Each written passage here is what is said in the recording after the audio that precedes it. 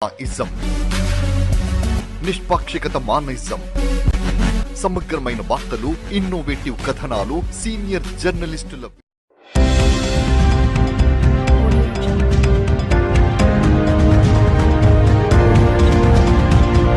Malkajgiri MP Etela రాజేందర్పై నిన్న విలేకరుల సమావేశంలో చేసిన అనుచిత వ్యాఖ్యలను నిరసిస్తూ కమలాపూర్ మండల కేంద్రంలో మాజీ MLA Congress party working president Jaggareddy చిత్రపటాన్ని చెప్పు చీపురుతో కొట్టి దగ్ధం చేశారు బీజేపీ నాయకులు.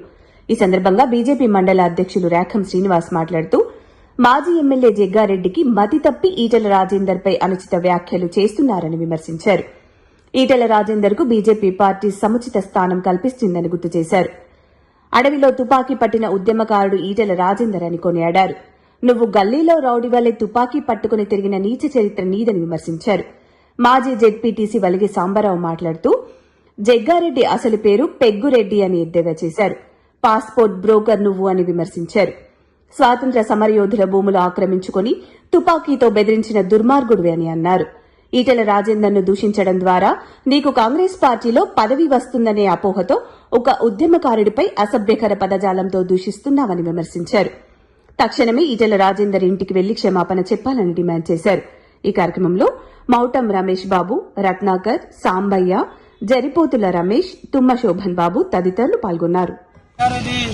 ఈటెల రాజేందర్ గారి మీద చేసినటువంటి అనుచిత వ్యాఖ్యల పట్ల మేము మా భారతీయ జనతా పార్టీ కమలాపూర్ మండల పక్షాన దీన్ని తీవ్రంగా ఖండిస్తున్నాం. జగ్గారెడ్డి వెంటనే ఈటెల రాజేందర్ గారికి క్షమాపణ చెప్పాలి. ఎందుకంటే జగ్గారెడ్డి చరిత్ర మన రాష్ట్రంలో అందరికీ తెలుసు. జగ్గారెడ్డి ప్రెస్టేషన్ లో మాట్లాడుతాడు, కానీ ఈటెల రాజేందర్ ప్రెస్టేషన్ అని అంటాడు. బీజేపీ ఈటెల రాజేందర్ కి సముచిత స్థానం ఇచ్చింది, గౌరవం ఇచ్చింది. జగ్గారెడ్డి అన్నట్టుగా ఈటెల రాజేందర్ గారికి రాగానే ఎమ్మెల్యే టికెట్ తో పాటు చేరికల కమిటీ చైర్మన్ గా ఇచ్చింది. అదేవిధంగా ఎంపీగా టికెట్ ఇచ్చింది. అదేవిధంగా సాంప్రదాయాన్ని పక్కన పెట్టి ఆయన కోసం రెండు చోట్ల ఎమ్మెల్యే టికెట్ కూడా ఇచ్చి గౌరవించింది. బీజేపీ పార్టీ ఈటెల రాజేందర్ గారిని ఒక జాతీయ స్థాయి నాయకుడిగా గుర్తింపునిస్తుంది. అలాంటి వ్యక్తి ఏ రోజు కూడా పదవి కోసం పార్టీని అడగలేదు. ఈయన అన్నట్టుగా పార్టీకి రాకపోతే పదవి రాకపోతే ప్రెస్టేషన్ గురైతాడు రాజేందర్ అని ఈ జగ్గారెడ్డి మాట్లాడడం ఇది చాలా సిగ్గుచేటు. ఎందుకంటే పదవుల కోసం ఆయన ఏనాడు కూడా ఆరాటపడలేదు. అదేవిధంగా మరోసారి మరో మాట మాట్లాడుతూ అడవిలో తుపాకీ పట్టి తిరిగిండు, నేను పట్టణాల్లోనే తుపాకీ పట్టి తిరుగుతానని జగ్గారెడ్డి అనడం అది చాలా ఏమైనది. ఎందుకంటే పట్టణాలలో తుపాకీ పట్టి తిరిగేటోడు ఒక రౌడీ గూండానే తిరుగుతాడు, లేకపోతే ఒక పోలీసు తిరుగుతాడు. ఈయన పోలీసు కాదు, ఈయన ఒక గూండా. ఈ గూండా ఈటెల రాజేందర్ తోటి పోల్చుకొని ఈటెల రాజేందర్ ను వాడు వీడు అని తిట్టడం ఇది సభ్య సమాజం, ఈ బీసీ సమాజం అంతా కూడా వ్యతిరేకిస్తున్నది. ఇది ఒక రెడ్డి, ఒక ఓసీ అహంకార పూరితమైనటువంటి మాటలు బీసీ బిడ్డ ఎదుగుతాననే అక్కస్తోటి ఓర్వలేకనే ఈ విధంగా రాజేందర్ మీద అనుచిత వ్యాఖ్యలు చేయడం సరికాదు. రాబోయే రోజుల్లో ఈ జగ్గారెడ్డికి అదేవిధంగా కాంగ్రెస్ ప్రభుత్వం కూడా ఇలాంటి నాయకులను వెంటేసుకొచ్చి కాంగ్రెస్ ప్రభుత్వం కూడా పతనమవుతున్నది.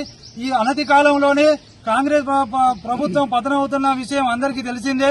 జగ్గారెడ్డికి నీ యొక్క మండల పక్షాన నేను ఒక సవాల్ విసురుతున్నాను. జగ్గారెడ్డి, నీకు దమ్ముంటే ఇక్కడ జెడ్పీటీసీ గెలిపించు, చూద్దాం. రాబోయేది బీజేపీ ప్రభుత్వమే, నువ్వు కాదు, నీ జేజం వచ్చినా నీ అయ్య తరం కూడా కాదు.